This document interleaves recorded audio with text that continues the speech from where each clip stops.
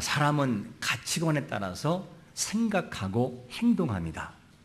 이 가치관이 잘못돼 버리면 많은 문제를 일으키기도 하고 많은 어려움을 받기도 합니다. 그러면 가치관이 뭐냐? 가치관이라고 하는 것은 자기 자신은 물론이요, 다른 사람, 그리고 모든 것을 바라보고 평가 내리는 기준을 뭐냐? 가치관이라고 합니다. 그래서 사람은 가치관에 따라서 너무나 다른 평가를 내려버려요. 여러분이 앞에 사진이 하나 뜰 텐데 이 사진이 혹시 여러분 뭘로 보이십니까? 이 사진이 굉장히 기뻐하는 모습 같아요? 슬퍼하는 모습 같아요?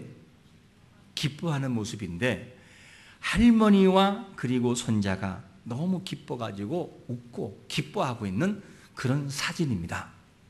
우리가 이 사진을 향해서 가치관을 투여하지 않고 그냥 바라보면 큰 의미가 없이 그냥 느껴질 거예요. 그런데 이 사진은 어떤 사진이냐면 어느 날 할머니와 7살 된 우리 손자가 손수레를 끌고 가는데, 그런데 이 손수레에 뭐가 실려지느냐? 콩나물 한 뭉치, 그리고 이 바나나 몇 송이가 실려져 있어요. 근데 이 기분이 좋아서인지 7살짜리 손자가 뭘 밀고 가느냐? 손수레를 밀고 가는 거예요. 그런데 한참 밀고 가다가 커브가 됐을 때에 그만 7살짜리 아이가 손수레로 차를 옆을 긁어버렸어요. 근데 긁은 차량의 종류가 뭐냐? 아우디라고 하는 수입차예요.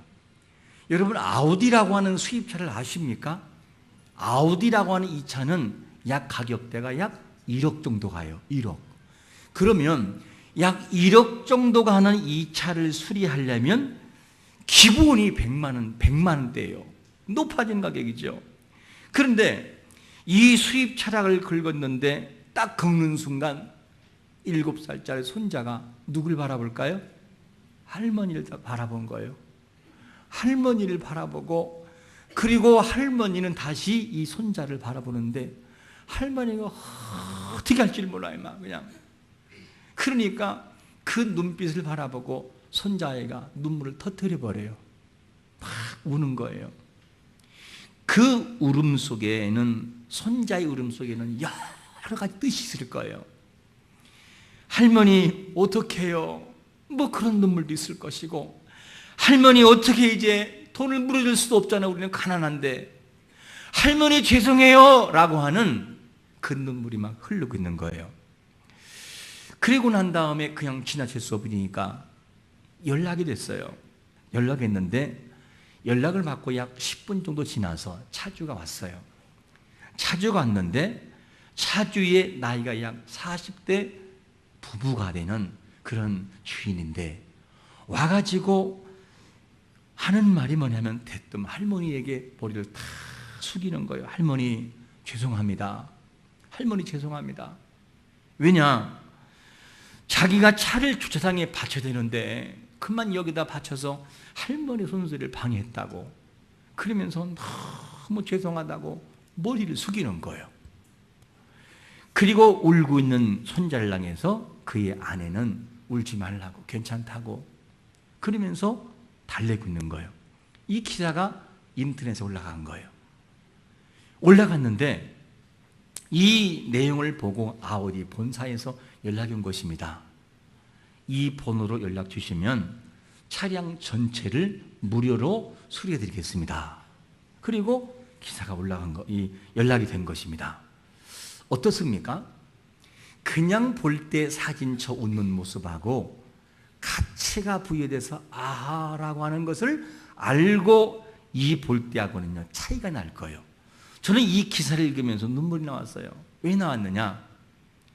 그 할머니가, 정말 가난한 할머니가 어떻게 그걸 다 물어주겠어요? 그것을 물어주지 않고 이 아우디 주인이 죄송하다라고 할 때에 그 좋아하는 모습은 어머니로 느껴졌고, 그리고 그 7살짜리 너무너무나 슬프고 안타까워 울고 있는 7살짜리는 아들로 느껴졌어요. 그러니까 기사를 읽으면서 이런 분도 있었구나. 그리고 눈물이 나오더라고요. 왜 그러냐? 사람은 가치에 따라서 생각하고 판단하기 때문이죠. 그러니까 우리가 생각의 이 가치가 얼만큼 중요하냐면 행동을 완전히 바꿔놓기도 하고 인생을 바꿔놓아요. 여러분, 우리가 누구이십니까? 우리는 하나님의 자녀인 것을 믿으시기를 축원합니다. 하나님이 우리를 바라보는 가치를 뭐라고 바라보고 있느냐? 오늘 본문 고린도후서 5장 17절에 우리에게 이렇게 소개합니다. 시작. 그런즉 누구든지 그리스도 안에 있으면 새로운 피조물이라. 이전 것은 지나갔으니 보라 새 것이 되었도다. 할렐루야. 하나님이 우리를 바라보는 시선은 너는 옛사람이 아니라 너는 새로운 피조물이라는 거예요. 이 사실을 가지고 우리에게 읽어주고 있어요. 얘야, 너는 보통 사람이 아니라 내가 너를 위해 죽을 만큼의 진정한 가치로 만든 새로운 피조물이다. 너는 보통 사람이 아니라 새롭게 지어진 사람이라. 이것을 우리에게 알려주고 있어요. 여러분, 우리는 소중한 사람인 걸 믿으시기를 축원합니다. 이 소중한 사람이라는 자체는 어디 안에 있을 때 소중해지느냐? 그리스도 안에 있을 때, 이런 표현을 쓰고 있어요. 그리스도 안에 있을 때 그 사람이 소중하다는 거예요. 그러면 그리스도 안에 있다는 것은 뭘 말하는 것이냐? 이런 예를 들 수 있겠지요.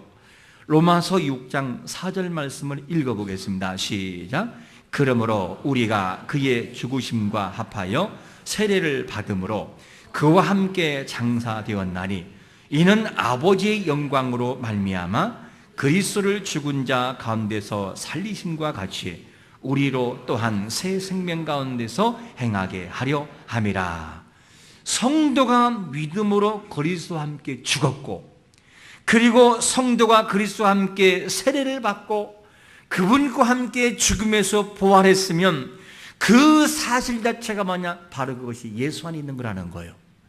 나는 같이 그분과 함께 죽었음을 믿고 그분 앞에 나아가는 것을 뭐냐? 그리스도 안에 있는 삶이라, 이렇게 우리에게 소개해주고 있습니다. 그뿐만이 아니라 로마서 6장 6절에서는 뭐라고 소개하느냐? 이렇게 소개해요. 시작. 우리가 알거니와 우리의 옛 사람이 예수와 함께 십자가에 못 박힌 것은 죄의 몸이 죽어 다시는 우리가 죄에서 종노릇하지 아니하려 함이니. 여러분, 성도가 그리스도 안에서 새롭게 되는 것은 어떤 것이냐? 나는 죽을 죄인이었고 옛사람이었으나 이제는 그 옛사람에서 벗어나 예수 안에 들어와 그분의 모습과 그분의 이름을 통해 나는 자유하다는 것을 믿는 삶이 뭐냐? 예수 안에 있는 삶인 것을 믿으시기를 축원합니다. 그 예수 안에 있는 거예요. 그게 이런 인생들은 뭐냐? 새로운 피조물이라는 거예요. 새로운 피조물. 그러므로 우리가 스스로 잘나서 새로운 피조물이 된 것이 아닙니다. 그것이 아니라 그리스도께서 우리를 향한 그 행하신 사역을 통하여, 우리를 위해 죽으신 그 모든 사역을 통해서 우리가 새로운 피조물이 됐다는 거예요. 그거를 내 마음속에 받아들일 때 내가 믿고, 아멘, 당신 나를 위해 죽으셨군요, 나를 정말 사랑했군요, 이 사실을 마음속에 깊이 받아들이고 믿을 때 그게 뭐냐? 새로운 피조물의 역사의 눈이 뜨여지는 거지요. 이것이 새로운 피조물의 모습이라는 거죠. 우리가 그리스도 안에서 새롭게 된 피조물이라고 하는 것은 우리의 잘나서가 아니라 하나님이 우리를 그렇게 만들어 놓았기 때문에 새로운 피조물 된 것을 믿으시기를 축원합니다. 그러면 새로운 피조물이 됐다면 된 것으로 하나님이 만족할까요? 그렇지 않아요. 하나님은 새로운 피조물을 만드신 다음에 우리에게는 기대치가 있어요. 뭘 기대를 거시느냐? 고린도후서 5장 15절에 보니까 이런 기대를 하셔요. 시작. 그가 모든 사람을 대신하여 죽으심은 살아있는 자들로 하여금 다시는 그들 자신을 위하여 살지 않고 오직 그들을 대신하여 죽었다가 다시 살아나신 이를 위하여 살게 하려 함이라. 할렐루야. 우리를 위해 희생하시고 우리를 위해 정말 죽으신 그분께서는 우리 스스로를 위해 사는 것이 아니라 우리 자신을 위해 죽으신 그분의 기쁨과 그분의 뜻이 무엇인지를 알고 살아가라는 거예요. 이게 뭐냐? 새로운 피조물이 앞으로 살아갈 삶의 모형이다. 이렇게 우리에게 소개해주고 있습니다. 주님은 우리를 위해서 완전한 헌신과 완전한 죽음을 통해서 당신의 사랑을 우리에게 확증했습니다. 이 사랑이 있기 때문에 우리는 살아가면서 그냥 살아가서는 안 되는 거죠. 그러니까 하나님이 우리를 향해 돌아가신 가치가 대체 얼마나 크길래, 우리 하나를 바라보는 가치가 대체 얼마나 크길래 자기 자신을 죽여서 가면서까지, 그리고 하나님의 아들이신 그 예수를 죽여가면서까지 우리를 살릴까? 이 중에 자기 자녀를 죽여서 누군가를 살릴 수 있으십니까? 그런 자신 있는 사람에서는 손 들어보세요. 아마 없을 거예요. 나의 아들을 희생시켜 누구를 살린다고 하는 것은 진정한 가치가 부여되지 않으면 절대 행동으로 못 옮겨져요. 그런데 하나님은 뭐냐? 우리를 사랑하는 그 기대치가 얼마나 사랑하느냐? 자기 자식을 죽여서 십자가상에 못 박아 피 흘려 고통당하고, 그리고 죽기 전에 많은 사람들에게 욕을 받고 침뱉음을 받고 매를 맞는 것을 바라보면서까지도 참아낼 수 있는 이 마음이 누구냐? 새롭게 바뀐 새로운 피조물의 가치라는 거예요. 그 가치를 가지고 우리를 바라보고 있다는 것입니다. 여러분, 우리는 세상에서 가장 존귀하고 세상에서 가장 소중한 사람인 것을 믿으시기를 축원합니다. 그런 가치가 우리에게 이 시간 투여되고 있는 것이죠. 그러면 이 가치만 제대로 발견되면 우리가 우리를 바라보는 모습도 달라질 것이고, 우리가 다른 사람을 바라보는 모습도 달라질 거예요. 그래서 가치의 전환이 필요한데, 어떤 가치가 필요하느냐? 오늘 고린도후서 5장 16절에서는 뭐라고 말씀하고 있냐면 이렇게 말씀합니다. 시작. 그러므로 우리가 이제부터는 어떤 사람도 육신을 따라 알지 아니하노라. 비록 우리가 그리스도도 육신을 따라 알았으나 이제부터는 그같이 알지 아니하노라. 바울이 뭘 고백하죠? 완전한 생각과 이 가치가 변한 십자가의 틀로 바뀐 이 가치가 있을 때는요, 말이 바뀌어져 버려. 그냥 말이 바뀌어져 버리고 누구든지 육신을 따라 사람을 알지 않겠다는 거예요. 우리가 보통 변하지 않을 때, 세상의 가치를 가지고 있을 때는요, 사람들을 바라볼 때 육신의 가치로 사람을 바라봐요. 저 사람은 이렇고 이 사람은 이렇고, 그리고 판단해버려요. 그런데 바울이 십자가의 복음을 통해 완전히 가치가 바뀐다면 뭐냐면, 나는 절대로 누구든지 육신을 따라 사람을 판단하지 않고 육신 따라 알지 않겠습니다. 이 고백을 하고 있는 거죠. 그러니까 우리가 육신의 시선을 가지고 사람을 바라본다면 분명히 사람은 실패해요. 여러분, 어린 아이들이 자랄 때 그 아이의 모습만 바라보면 희망은 전혀 없어요. 그런데 그 아이가 자라서 어떻게 될 것인가를 예측하고 바라보고 그리고 생각하면 희망이 생겨요. 우리는 옛 생활에 있는 육신의 삶의 모습을 가지고 사람을 바라봐서는 안 돼요. 그리고 자녀를 바라봐서는 안 됩니다. 왜냐? 하나님은 그 한 사람을 향해서 바라보는 기준이 뭐냐면 옛사람이 아닌 새로운 피조물의 가치로 바라보기 때문이죠. 이 가치가 너무나 중요한데, 만약에 상대를 바라보는 기준이 육신의 기준이라면 우리는 실패해요. 그리고 실수합니다. 왜냐? 상대가 변한 것은, 그리고 우리가 변한 것은 우리의 노력과 우리의 잘남이 아니라 그리스도의 십자가의 구속의 은혜를 통해서 사람을 변화시켰고 새롭게 만들었어요. 그러니까 새롭게 만든 것은 그 사람의 노력과 잘남이 아니라 십자가의 구속의 은혜가 그 사람을 새로운 피조물로 바꿔놨다니까요. 그러니까 우리가 바라보는 시선이 어떻게 바뀌게 되느냐? 우리의 육신을 따라 바라봐서는 실패하고 실수합니다. 그러나 주님이 그를 향해서 바라봤던 그 십자가의 틀을 가지고 바라보면 새로운 영혼의 가치가 보인다는 거예요. 여러분, 영혼의 가치가 보이려면 육신을 따라 바라보는 시선이 아닌 십자가의 틀을 가지고 바라보시기를 축원합니다. 그러면 그 가치가 보인다는 거예요. 우리는 이것을 잘 하지를 못해요. 그래서 항상 우리에게는 이런 시선을 가지고 바라봐야 돼요. 만약에 이 십자가의 틀의 가치가 우리에게 투여되지 않으면 우리는 어떻게 되느냐? 우리가 우리를 바라보는 시선도 너무 엉터리예요. 무슨 말이냐면 우리는 육신을 따라 우리를 평가하고 바라봅니다. 왜냐하면 나에게 가진 에너지만, 나에게 가진 능력만 가지고 살아가는데 남보다 못한 것이 있으면 그것 때문에 굉장히 아파해요. 나 이거밖에 안 되냐고. 그리고 비교의식을 가지고 항상 사람들은 자기 자신을 판단하고 평가해버려요.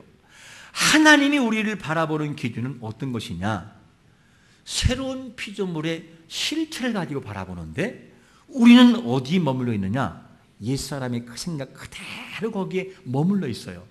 그러다 보니까 하나님이 우리를 바라보는 시선을 바라보지 못하고 항상 옛생활 그 모습 그대로 우리를 평가해버려요.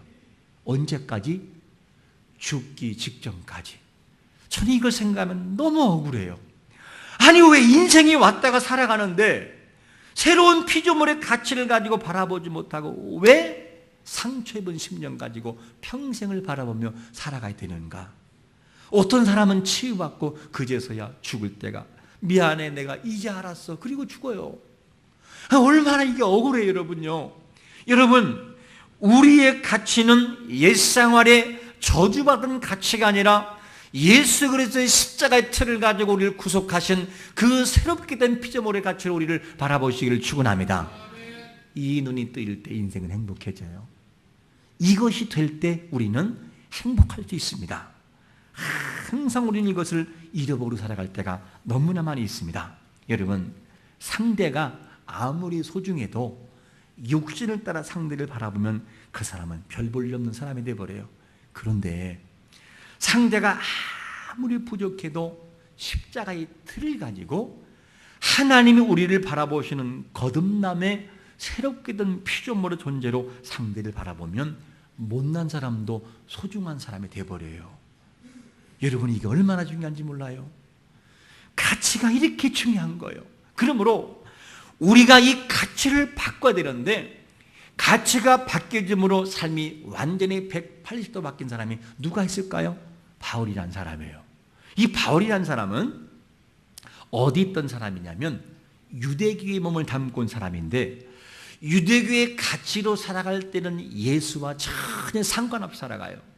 아니 예수를 핍박하며 살아가고 믿는 사람들을 완전히 막 옥에 가둬버리면서 그렇게 살아가 버려요. 그런데 그가 십자가로 인해서 예수를 만난 다음에 어떻게 가치가 바뀌기 시작하느냐? 그의 삶은 이렇게 고백합니다. 갈라디아서 2장 20절은 이렇게 고백합니다. 시작. 내가 그리스도와 함께 십자가에 못 박혔나니 그런즉 이제는 내가 사는 것이 아니요 오직 내 안에 그리스도께서 사시는 것이라. 이제 내가 육체 가운데 사는 것은 나를 사랑하사 나를 위하여 자기 자신을 버리신 하나님의 아들을 믿는 믿음 안에서 사는 것이라. 와, 어떻게 이렇게 가치가 바뀔까? 가치가 뭘 만드냐면 행동을 완전히 바꿔놓아요. 그냥. 그러니까 바울이 유대교에서 몸을 담을 때는요 예수를 핍박하는 사람이었다면 유대교에서 나와 십자가의 복음으로 변화받을 때는 뭐가 되느냐? 그를 위해 생명을 걸어요. 생명을 걸고 살아가요. 이게 누구냐? 바울의 가치의 전환이었습니다. 여러분 오늘도 우리의 삶에서 진정한 가치가 옛생활에 머물러 모든 걸 보지 말고 옛생활에서 빠져나와 십자가의 복음의 틀을 가지고 우리와 상대를 바라보는 자가 되시기를 축원합니다. 그래야 인생은 행복하고요 가치가 바뀔 수가 있어요. 이런 가치가 있을 때 하나님은 기뻐하십니다. 그러면 이런 가치를 가지고 뭐를 하기를 원하실까? 행동까지는 아니면 우리에게 지침을 주시는데 고린도후서 5장 18절에 보니까 이렇게 말씀합니다. 시작. 모든 것이 하나님께로서 났으며 그가 그리스도로 말미암아 우리를 자기와 화목하게 하시고 또 우리에게 화목하게 하는 직분을 주셨으니 성도는 늘 하나님과 화목해야 돼요. 본래는 하나님과 우리와는 원수지간이었어요. 그런데 이 중간에 예수 그리스도의 복음을 통해서 그분의 피를 통해서 하나로 만들어 놓았어요. 그래서 하나님 감사합니다. 하나님 고맙습니다. 그리고 그분과 화목하게 됐어요. 이것이 뭐냐면 하나님과 우리와의 모습이에요. 그리고 우리는 어떻게 살아가느냐?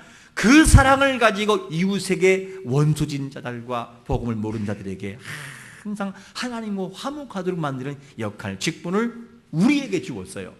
이것을 우리가 가지고 살아갈 의무가 있다는 거예요. 여러분, 오늘 이 시간 이후부터 살아갈 때 우리에게는 화목하게 하는 직분을 받은 것을 믿고 하나님 앞에 그런 모습을 가지고 살아가기를 축원합니다. 그 속에서 하나님의 의가 보이게 하는 것이 뭐냐? 그게 하나님 원하시는 모습이다 하는 것을 우리에게 소개해 줍니다. 여러분, 우리는 새롭게 된 가치를 가지고 살아가야 돼요. 그래야 인생이 행복해요. 내가 어떻게 태어났든지 어떻게 자랐든지 그거와 관계없이 우리는 새로운 피조물로 우리를 바라보신 하나님의 시선이 있습니다. 이것을 내가 발견하고 옛 생활에서 벗어나와 새로운 피조물의 가치로 살아갈 때 행동도 바뀌고 삶도 바뀌는 것입니다. 이거를 찾아가는 인생이 될 때 그제서 행복이 보여지기 시작하고 행복한 삶을 살아갈 수 있습니다. 이 모든 가치가 우리의 한 주 동안도 지배해서 하나님이 우리를 바라보는 시선 속에서 우리가 회복되는 행복한 한 주가 되시기를 예수 그리스도의 이름으로 축원합니다. 아멘.